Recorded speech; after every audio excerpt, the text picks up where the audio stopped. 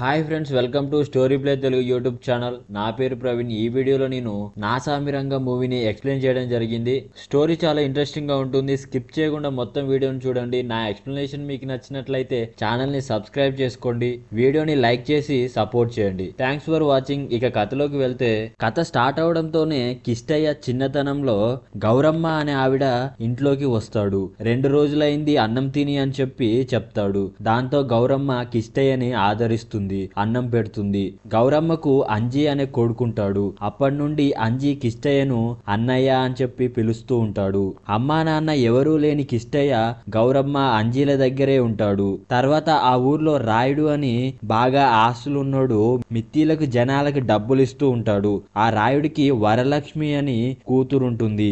రాయుడింట్లో పని చేయడానికి వెళ్ళిన కిష్టయ్య అక్కడ వరలక్ష్మిని చూసి వరలక్ష్మిని ప్రేమించడం స్టార్ట్ చేస్తాడు. అయితే ఒకరోజు గౌరమ్మ చనిపోతుంది. ఈ రాయుడు చనిపోయిన శవం దగ్గరికి వచ్చి తీసుకున్న డబ్బులు ఇవ్వకుండానే చనిపోయింది అని ఇంటిని జప్తు చేసుకుందామని చెప్పి చూస్తాడు. అప్పుడు కిష్టయ్య రాయుడిని ఎదిరిస్తాడు. కత్తిపీట పట్టుకొని మా జోలికి వస్తే చంపేస్తా అని చెప్పి బెదిరిస్తాడు. అప్పుడే అక్కడికి ఊరి ప్రెసిడెంట్ పెద్దయ్య వస్తాడు. పెద్దయ్య రాయుడితో మాట్లాడి గౌరమ్మ నీకు ఇవ్వాల్సిన డబ్బులు నేనిస్తా అని చెప్పి పోరగాళ్ళని వదిలే అని చెప్పి చెప్తాడు. దాంతో కిష్టయ్యకు పెద్దయ్య అంటే అభిమానం, గౌరవం పెరిగిపోతుంది. అప్పటి నుండి పెద్దయ్య కిష్టయ్యని అంజిని ఆప్యాయంగా చూసుకుంటూ ఉంటాడు. అలా చూసుకోవడం పెద్దయ్య పిల్లలకు ఏమాత్రం నచ్చదు. తర్వాత కిష్టయ్య రాయుడు కూతురు వరలక్ష్మిని పిలిచి తనకు వరలక్ష్మి ఇష్టం అని చెప్పి కిష్టయ్య వరలక్ష్మికి చెప్పబోతూ ఉండగా పెద్దయ్య కారు యాక్సిడెంట్ అవుతుంది.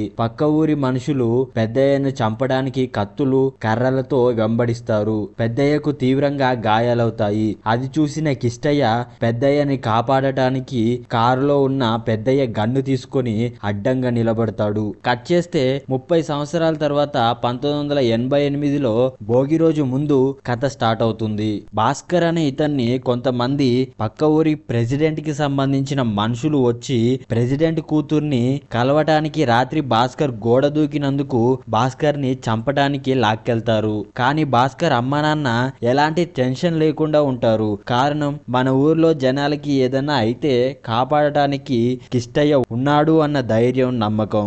భాస్కర్ ని రౌడీల నుండి కాపాడటానికి అంజీ కిష్టయ్య సైకిల్ మీద వస్తారు. అంజీ కిష్టయ్య అన్నదమ్ముళ్ళు, ప్రాణ స్నేహితులు అని చెప్పి చూపిస్తారు. అప్పుడు కిష్టయ్య పెద్దయ్య మాట అంటే తనకు వేదం అని, ఆయన చెప్పాడు భాస్కర్ ని కాపాడమని అని చెప్తూ మొత్తం రౌడీలను కొట్టి భాస్కర్ ని వాళ్ళ నుండి కాపాడతాడు. తర్వాత పెద్దయ్య ఈ సంక్రాంతి పండుగ అయిపోయినంత వరకు భాస్కర్ కి ఏం కాకుండా చూసుకోవాలరా అని చెప్పి కిష్టయ్యకు చెప్తూ ఉంటాడు. చిన్నప్పటి నుండి పెద్దయ్య తన కొడుకుల కంటే ఎక్కువగా కిష్టయ్యని చూసుకుంటూ ఉండటంతో పెద్దయ్యకు ఉన్న 3 కొడుకులు కిష్టయ్యపై మండిపడుతూ ఉంటారు. అయితే అంజీ వచ్చి భాస్కర్ తో గోడ ఎందుకు దూకావురా అని చెప్పి అడుగుతాడు. అప్పుడు భాస్కర్ తను ప్రేమించింది పక్క ఊరి ప్రెసిడెంట్ కూతురు కుమారిని అని చెప్పి తన ప్రేమ గురించి చెప్తాడు. కుమారి భాస్కర్ చాలా డీప్ గా లవ్ చేసుకుంటూ ఉంటారు. సర్వసాధారణంగా కుమారి నాన్నకు వీళ్ళ లవ్ అంటే ఇష్టం లేదు. ఈ విషయం భాస్కర్ చెప్తూ ఉండగా కిష్టయ్య వచ్చి ఈ ప్రేమ దోమ అన్ని ఎందుకురా, ప్రశాంతంగా ఉండక అని చెప్పి చెప్తాడు. అప్పుడు అంజితో భాస్కర్ ప్రేమ గురించి కిష్టయ్యకేం తెలుసు, ఎవరినైనా ప్రేమిస్తే తెలుస్తుంది కదా అని చెప్పి అంటే అప్పుడు అంజి వచ్చి కిష్టయ్యకు కూడా ఒక చిన్నప్పటి నుండి లవ్ స్టోరీ ఉంది అని చెప్పి కిష్టయ్య లవ్ స్టోరీని చెప్పడం స్టార్ట్ చేస్తాడు. 10 సంవత్సరాల క్రితం కిష్టయ్య తను చిన్నప్పటి నుండి ప్రేమించే వరలక్ష్మి కోసం ఎదురు చూస్తూ ఉంటాడు. వరలక్ష్మి ఇన్ని సంవత్సరాలు తన అమ్మమ్మ దగ్గర ఉండి చదువుకొని ఉంటుంది. ఆ రోజు అంజి మంగళకు పెళ్లి జరుగుతుంది. అప్పుడు ఊరికి వచ్చిన వరలక్ష్మి అంజి పెళ్లికి వస్తుంది. చాలా సంవత్సరాల తర్వాత వరలక్ష్మిని చూసి కిష్టయ్య చాలా ఆనందపడిపోతూ ఉంటాడు. కానీ వరలక్ష్మి మాత్రం ఒక్కసారి కూడా కిష్టయ్య వైపు చూడనే చూడదు. ఆ తర్వాతి రోజు వరలక్ష్మి నాన్న వచ్చి అంజీ ఇంట్లో పెళ్లి సౌండ్ ఎక్కువగా వస్తుంది అని చెప్పి తన కూతురు వరలక్ష్మికి డిస్టర్బ్ అవుతుంది అని అంజితో గొడవ పెట్టుకుంటాడు. అప్పుడు కిష్టయ్య రాయుడు చొక్కా పట్టుకొని తిడతాడు.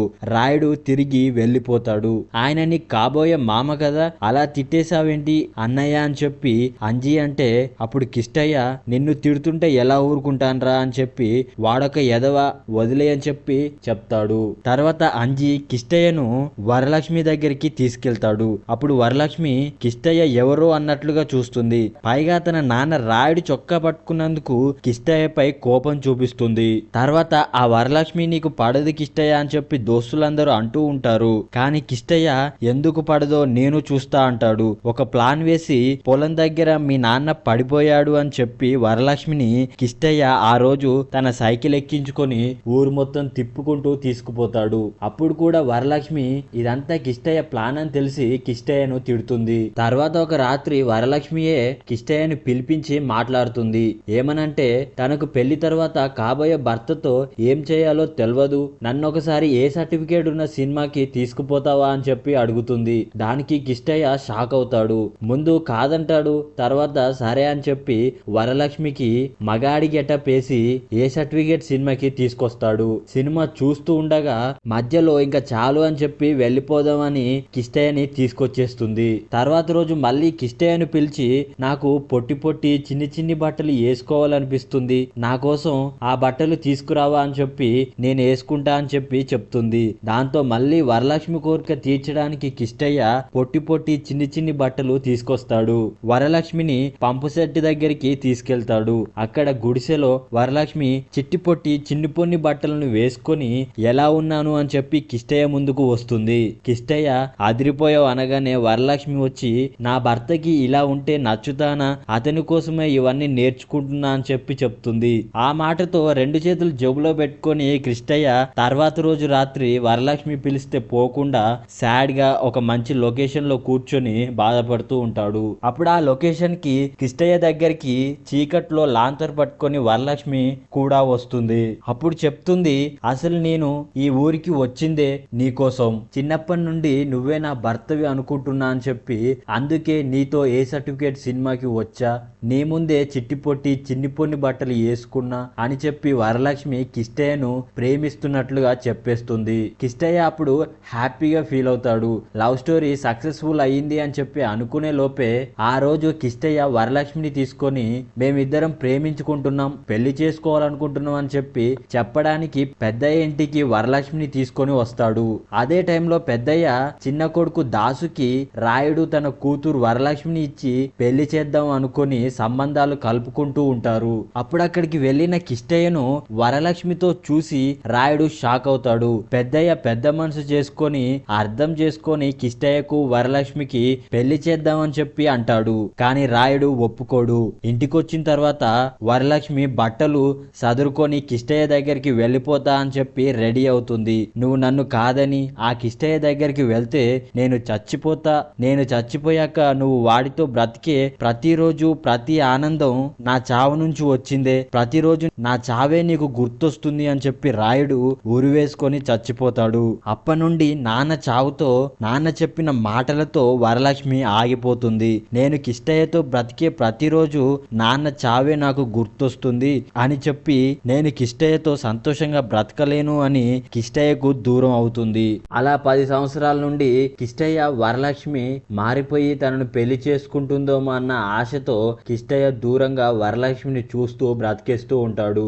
ఆ కథను అంజి భాస్కర్ కి చెప్తే భాస్కర్ వచ్చి మనం ఎలాగైనా కిష్టయ్యని వరలక్ష్మిని కలపాలి అని చెప్పి అంటాడు. కట్ చేస్తే పక్క ఊరి ప్రెసిడెంట్ భద్రయ్య తన మనుషులను కొట్టిన కిష్టయ్యపై కోపంగా ఉంటాడు. కిష్టయ్యని చంపేయాలి అని చెప్పి తన మనుషులతో ఆ ఊరి ఎస్ఐతో చెప్తాడు. అప్పుడు ఎస్ఐ వచ్చి మీరు చంపనవసరం లేదు సార్, వాణ్ణి చంపడానికి ఆ ఊర్లోనే పెద్దయ్య ఇంట్లోనే ఒకడున్నాడు అని చెప్పి సంవత్సరం కిందట జరిగిన సంఘటనను చెప్పడం స్టార్ట్ చేస్తాడు. అది ఏంటి అంటే పెద్దయ్య చిన్న కొడుకు దాసు దుబాయ్ నుండి పండగకి ఊరికి వస్తాడు. వస్తూ వస్తూ ఒక ఫ్రెండ్ ని కలుస్తాడు. ఆ ఫ్రెండ్ వచ్చి దాసుతో ఇంకా నీకు పెళ్ళెప్పుడవుతుందిరా, నువ్వు స్కూల్లో ప్రేమించిన అమ్మాయిని ఇప్పుడు నేను చేసుకున్నా, నువ్వు ఇష్టపడ్డ వరలక్ష్మి ఏమో ఆ కిష్టయ్యతో తిరుగుతుంది అని చెప్పి దాసును చూసి నవ్వుతాడు. దాంతో దాసుకు కోపం వచ్చి కత్తి తీసుకొని ఆ ఫ్రెండ్ ని నరికేస్తాడు.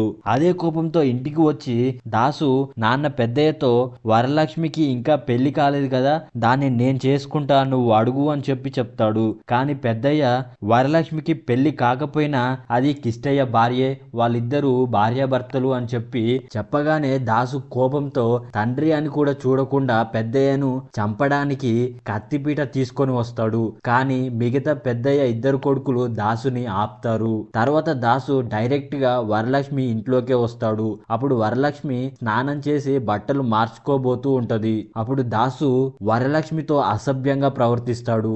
వరలక్ష్మిని ఎక్కడ పడితే అక్కడ ముట్టుకుంటాడు.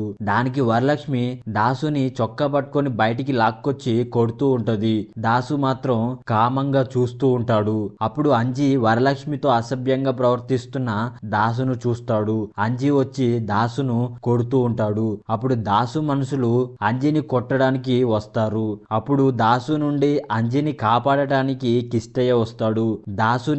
దాసు మనుషులని విపరీతంగా కొడతాడు. కానీ అంజి దాసు ఏం చేశాడో అన్న విషయం వరలక్ష్మి చెప్పకు అన్నందువలన కిష్టయ్యకు చెప్పడు. కానీ దాసు మాత్రం మళ్ళొచ్చే పండుగ వరకు మీ ఇద్దరిని చంపేస్తా అని చెప్పి బెదిరిస్తాడు. దాంతో కిష్టయ్య నువ్వు పెద్దయ్య కొడుకు కాబట్టి బతికిపోయావు, లేదంటే మా అంజిగాడిని కొట్టినందుకు ఇప్పుడే చంపేద్దును అని చెప్పి చెప్తాడు. కట్ చేస్తే కథ ప్రస్తుతానికి వస్తుంది. సంవత్సరం కిందట దాసు కిష్టయ్యని అంజిని చంపేస్తా అన్న విషయం ఊర్లో జనాలందరూ ఎవరికి ఏమవుతుందో అని చెప్పి మాట్లాడుకుంటూ ఉంటారు.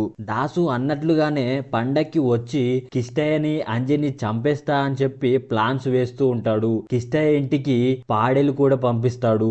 ఎక్కడెక్కడి నుంచో మనుషుల్ని కూడా తెప్పిస్తూ ఉంటాడు. కానీ కిష్టయ్య మాత్రం ఆడు నన్నేం చేస్తాడ్రా అని చెప్పి పెద్దగా పట్టించుకోడు. పెద్దయ్య కూడా అక్కడుంది కిష్టయ్య, వాణ్ణి నువ్వేం చేయలేవు అని చెప్పి దాసుకి చెప్తూ ఉంటాడు. కానీ దాసు కిష్టయ్యను అంజిని చంపడానికి ప్లాన్స్ వేస్తూ ఉంటాడు. చాలా సీరియస్ గా ఉంటాడు. ఇదిట్లా ఉంటే వరలక్ష్మి కిష్టయ్యల ప్రేమ మాత్రం ముందుకు పోకుండా అక్కడే ఆగిపోయి ఉంటుంది. ఇన్ని సంవత్సరాల తర్వాత కూడా దూరంగా ఉంటుంది వరలక్ష్మి. వరలక్ష్మికి నాన్న చావే గుర్తుకు వస్తూ ఉంటుంది. కిష్టయ్యపై ఎంత ప్రేమ ఉన్నా కిష్టయ్యని పెళ్లి చేసుకోవడానికి ఒప్పుకోదు. దానికి కిష్టయ్య ఇంకెన్నాళ్ళు ఇలా ఉంటావు, నువ్వు మారవా, మీ నాన్న చావు గురించి ఆలోచించి నీ జీవితం నాశనం చేసుకుంటున్నావు అని చెప్పి అంటూ ఉంటాడు. కానీ వరలక్ష్మి మాత్రం కిష్టయ్యకు దూరంగా ఉండే ప్రేమిస్తూ ఉంటుంది. అలాగే వరలక్ష్మి ప్రతిరోజు అంజితో కిష్టయ్య గురించి మాట్లాడుతూ కాలం గడుపుతూ ఉంటుంది. ఇలాగా కనుమ పండుగ వస్తుంది. కనుమ రోజు ప్రభలు ఈ ఊరి నుండి పక్క ఊరికి వెళ్ళాలి అని చెప్పి ఈ ఊర్లో ఆచారం ఉంటుంది. దానికి పక్క ఊరి ప్రెసిడెంట్ భద్రయ్య ఒప్పుకోడు. రెండూర్ల గొడవల గురించి కలెక్టర్ ని పిలిపించి రెండూర్ల మధ్యలో మీటింగ్ పెడతారు. అప్పుడు ఊరి బాగు కోసం పెద్దయ్య కిష్టయ్య మాట్లాడుతూ ఉంటే నా ఇంటి గోడ దూకిన భాస్కర్ ని వీళ్ళు కాపాడుతూ ఉన్నారు అని చెప్పి భద్రయ్య కోపంగా ఉంటాడు. తప్పు మీదే కాబట్టి నా కాళ్ళు పట్టుకుంటే ప్రభలు మా ఊరికి రావడానికి ఒప్పుకుంటా అని చెప్పి భద్రయ్య చెప్తాడు. ఊరి కోసం పెద్దయ్య కాళ్ళు పట్టుకోవడానికి కూడా ఒప్పుకుంటాడు. కానీ కిష్టయ్య పెద్దయ్యను వద్దు అని చెప్పి భద్రయ్య కాళ్ళు పట్టుకోవడానికి ముందుకొస్తాడు. ఈ లోపల అక్కడికి అంజి వస్తాడు. నువ్వు చెప్పిన పని అయిపోయింది అన్నయ్య అని చెప్పి కిష్టయ్యకు చెప్తాడు. అది ఏంటి అంటే భాస్కర్ ని పెళ్లి చేసుకోవడానికి భద్రయ్య కూతురు కుమారి భాస్కర్ తో వచ్చేస్తుంది. దాంతో తప్పు కిష్టయ్య వైపు లేనందున కాళ్ళు మొక్కడం అన్న ప్రోగ్రాం క్యాన్సిల్ అవుతుంది. తన కూతురే వెళ్లిపోవడంతో భద్రయ్య బిత్తరపోతాడు. కోపంతో రగిలిపోతూ ఉంటాడు. ఇక తర్వాత అందరు కలిసి భాస్కర్ కుమారిల ఎంగేజ్మెంట్ ని ఘనంగా నిర్వహిస్తారు.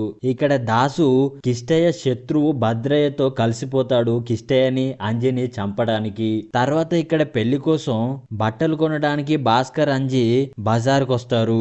బట్టలు తీసుకున్నాక అట్నుంచి అటే సినిమాకి వెళ్తారు. అయితే సినిమా హాల్లో కొంతమంది తేడాగా కనిపిస్తారు. అంజి భాస్కర్ సినిమా చూస్తూ ఉండగా దాసు మనుషులు అంజిపై అటాక్ చేస్తారు. భాస్కర్ కిష్టయ్యను పిలుచుకొని రావడానికి పరిగెత్తుకొని వస్తాడు. కానీ దాసు అంజిని విపరీతంగా కొట్టి పొడి చేసి వెళ్ళిపోతాడు. కిష్టయ్య వచ్చి అంజిని బండిలో ఎక్కించుకొని హాస్పిటల్ కి తీసుకువెళ్తూ ఉండగా అంజి కిష్టయ్యతో చెప్తూ ఉంటాడు. ఈ మాట వరలక్ష్మికి చెప్పు, అంజి చావబోయే ముందు నిన్ను కిష్టయ్యని పెళ్లి చేసుకోమన్నాడు అని చెప్పి చెప్తాడు. తర్వాత బండిలోనే హాస్పిటల్ కి వెళ్ళక ముందే అంజి చనిపోతాడు. అంజి చనిపోయినందుకు చనిపోయే ముందు తన భార్య పిల్లల గురించి కాకుండా నా గురించి కిష్టయ్యతో నా పెళ్లి గురించి మాట్లాడిండు అని చెప్పి వరలక్ష్మి నాన్న రాయుడు ఫోటోని చూస్తూ ఏడుస్తూ ఉంటుంది. అంజి చితి దగ్గర కూర్చొని కిష్టయ్య ఏడుస్తూ ఉంటాడు. అప్పుడు కిష్టయ్య దగ్గరికి వరలక్ష్మి వస్తుంది. వరలక్ష్మి కిష్టయ్యకు కత్తి ఇచ్చి అంజి చావుకు కారణమైన ఎవరు బ్రతికి ఉండకూడదు చావకూడదు అని చెప్తుంది. అలాగే నువ్వు చావకూడదు అని చెప్తుంది. దాంతో కిష్టయ్య అంజీని చంపిన వాళ్ళని చంపడానికి కత్తి పట్టుకొని చంపడానికి వస్తాడు. దాసు భద్రయ్య ఇద్దరు కలిసి తమ మనుషులతో కిష్టయ్యను కూడా చంపాలని చూస్తారు. కానీ కిష్టయ్య దాసు మనుషులందరినీ నరికేస్తాడు. చివరికి దాసు గారిని కూడా నరికి చంపేస్తాడు. దాసును చంపి వచ్చి పెద్దయ్యకి చెప్తాడు. అప్పుడు పెద్దయ్య కిష్టయ్యని కత్తితో పొడుస్తాడు. అంజిని చంపేశాడు అని చెప్పి కిష్టయ్య అంటే ఆ కుక్కకి నా కొడుక్కి సంబంధం ఏంటరా అని చెప్పి పెద్దయ్య అన్నా కానీ కిష్టయ్య పెద్దయ్యని క్షమించి వదిలేస్తాడు. కిష్టయ్యను ఆ విషయంలో పొడిచిన పెద్దయ్య తర్వాత పశ్చాత్తాపడతాడు. ఇక తర్వాత కిష్టయ్య వరలక్ష్మితో మా అంజిగాడు చావుపోయే ముందు కూడా నీ గురించి ఆలోచించాడు. వాడు చెప్పిన మాటలన్నా నిజం చెయ్యి అని చెప్పి నన్ను పెళ్లి చేసుకో అని చెప్పి చెప్తాడు. దానికి వరలక్ష్మి కూడా మారిపోయి కిష్టయ్యతో కలిసిపోతుంది. కొన్ని సంవత్సరాలు గడిచాక కిష్టయ్యకు వరలక్ష్మిలకు కొడుకు పుడతాడు. వాడి పేరు అంజీ అని చెప్పి పెట్టుకుంటారు. అంతటితో మూవీ ముగుస్తుంది. ఇది ఫ్రెండ్స్ ఈ వీడియో. నా ఎక్స్ప్లెనేషన్ మీకు నచ్చినట్లయితే ఛానల్ ని సబ్స్క్రైబ్ చేసుకోండి. వీడియోని లైక్ చేసి సపోర్ట్ చేయండి. మరొక వీడియోతో మళ్ళీ కలుద్దాం. This is Praveen signing off.